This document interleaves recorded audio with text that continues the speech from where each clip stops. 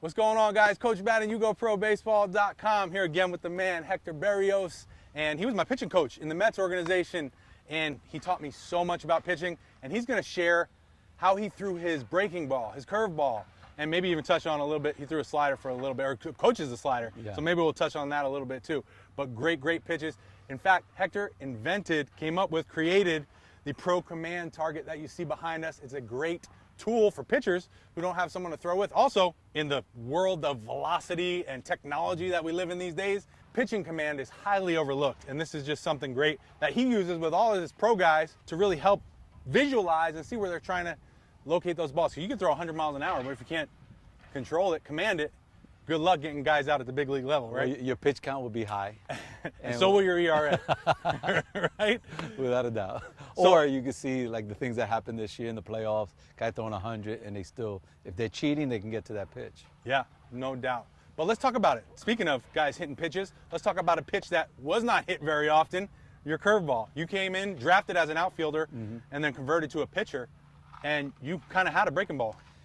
Well, the curveball, being a kid from New York City, I grew up in the Bronx, and we didn't have many fields like this. We didn't have grass, so I had to take a bus to play on the weekends. But most of our playing was done on pavement, and we used to throw sponge balls, what they called it, to the box.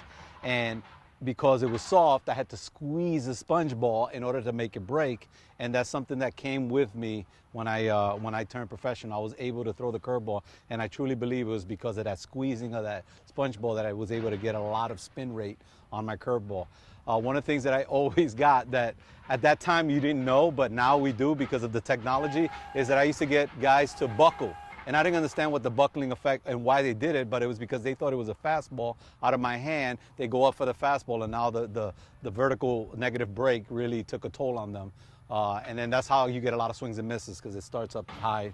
So my grip is choking the ball, all right? My thumb always came a little bit under in order to try to match this middle finger, and that's where I would get my strength in my hand in order to pull down with. And I would really have the curve here. A lot of pitchers throw with the more of a straight part of the horseshoe. I used to get it on the curve of the horseshoe, and that curve allowed me to get my thumb to the seam here, and that's what really created the leverage and the power that I needed in my fingers in order to really get good spin. So that's how I held mine. And you talked about a drill that you did, like trying to flip it out. Can you talk about that? So it's almost like you squeeze this part and the ball just naturally comes out. I never could really understand this drill, right? Because in reality, the ball is not even in my hand. It's on the fingertips, and I'm doing this. But I always felt that my tips of my fingers were the reason this ball broke. And if you just do that and squeeze your fingers correctly, I kind of loosen up in the back end and let the tips of the fingers be the driving force, and then you get the natural break there. That was something that I can now convey to pitchers so they can feel that's how you really want that curveball to come out of your hand. Now, obviously, you didn't have this when you were coming up, no. Because you just came up with it recently. Yeah. But when you're training your pro guys who are pitching, how are you trying to help them throw their breaking ball better? Are they trying to set their sights or aim at something else? Like, how do you implement the pad into throwing a breaking ball? Well, I go back. In winter baseball, I learned how to throw my curveball. And a curveball is just not one pitch. A curveball turns into 5 different pitches. So if I'm 0-0 in a count and I want to steal a strike or get a strike, I'm throwing my curveball right down the middle, bottom of the zone, because hitters are looking to hit the fastball. All right, so you basically can get ahead of them by just throwing that pitch. They will take it 99% of the time if and when that ball is not up in the zone and does not break 2 planes. So if it breaks 2 planes and you get it to the bottom of the zone, they will take it 99% of the time. The other thing is, if you get 2 strikes on the hitter, I'm lefty, so I would backdoor my curveball. It would come out of my hand looking like a ball. The hitter gives up on it, and it catches that mid on the outside. So again, they're hitting, they stride, they see a ball out of their hand, they drop the bat, and all of a sudden, boom, strike 3. All right, that's when you catch them looking. The other curveball for me was this 7 here, which when you turn everything around is the righty to the left-handed hitter at the 6. So you want that ball. The more important thing that I can share with you young pitchers is that it has to look like a strike out of your hand. If not, the hitter's not going to swing at it, because he has information at 60 feet 6 inches. all right, that it's going to be an off-speed pitch. And not only that, now he has 10 to 14 miles an hour to play with to stay back. If it stays up, that's why they can hit it. So my main objective was to make it look like a strike, until the last possible second. And that's when you see those ugly swings and misses under the bat. The ball bears in or bores in on the right-handed hitter to the foot. They see it good, they start to swing, and it's no longer where it was where they started. The other one is a back of the plate breaking ball. You throw it to the back of the plate. The reason the back of the plate is successful is because the hitter's at the back of the batter's box. So the plate is still in front of them, and by the time the ball breaks, it breaks to the back part of the plate, is again in front. One of the things I learned, who was the pitcher the coach that just passed away with the Mets, lefty, Al Jackson.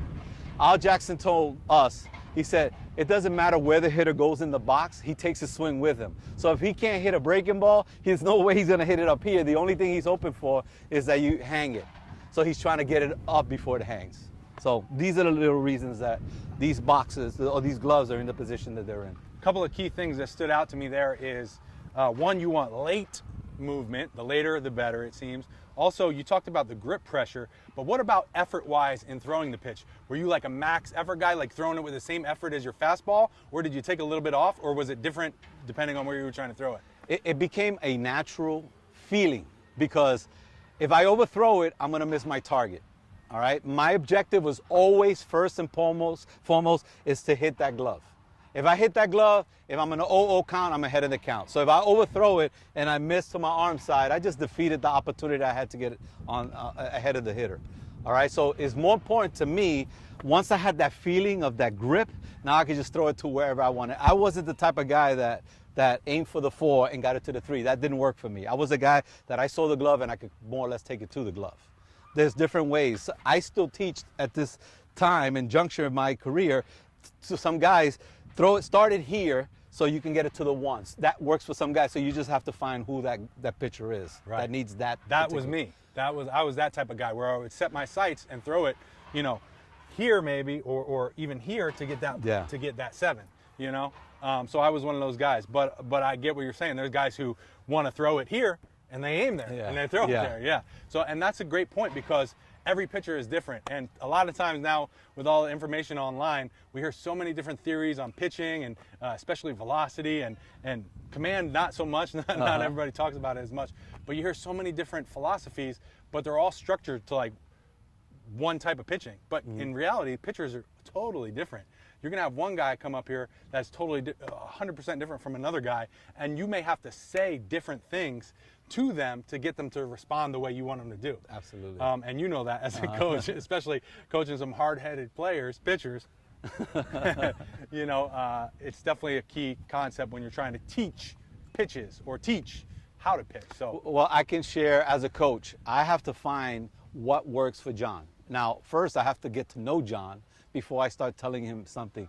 Another thing, as a coach, John doesn't care about what I've done in my career as a pitcher. The only thing that John is concerned with is how can I help John. So a coach has to really find out everything that works for John and what clicks, what ticks, and what emotionally gets him kind of like wanting that information so he can take his game to the next level. And that's what this whole thing is, the relationship and the bond that we create with the athlete. Yeah. And we talk about pitcher-catcher relationship a lot, but the coach-to-pitcher relationship is just as important, because, if I didn't respect you or I didn't believe in what you were saying, we could work together all day long. Nothing's going to happen. So I have to first, respect you and believe in what you're saying, and there's got to be a rapport there. And it goes both ways, but I think as a coach, you're the one who's really got to try to develop that moving forward. So that's really good information. I love it. We're going to talk about in the next video how to throw a split finger or a fork ball. I threw a fork ball. Hector threw a fork ball, and he actually taught me some great tips on how to throw it. Made it a lot better pitch for me. So we're going to talk about that in the next video. You can follow Hector at HLB Pitching on all the social platforms. Thank you so much for watching, guys. Hop down in the comments below. Let us know what pitches you're working on. We'll drop down there and talk a little bit with you, and we'll see you in the next video.